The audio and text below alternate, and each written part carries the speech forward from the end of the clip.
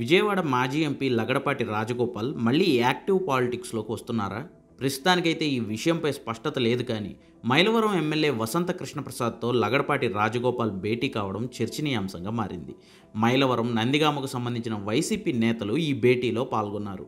లగడపాటి మళ్ళీ యాక్టివ్ పాలిటిక్స్లోకి వస్తున్నారని, విజయవాడ ఎంపీగా పోటీ చేసేందుకు ఆయన ఆసక్తి చూపిస్తున్నారని సమాచారం.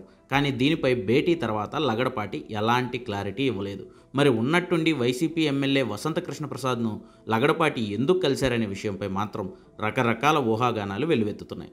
విజయవాడ ఎంపీగా, కాంగ్రెస్ నాయకుడిగా గతంలో కీలకంగా వ్యవహరించిన లగడపాటి రాజగోపాల్ సమైక్యాంధ్ర ఉద్యమం తర్వాత యాక్టివ్ పాలిటిక్స్కు దూరమయ్యారు. ఆయనకున్న బిజినెస్లు చూసుకుంటూ అప్పుడప్పుడు పొలిటికల్ సర్వేలకు సమయం కేటాయిస్తున్నారు.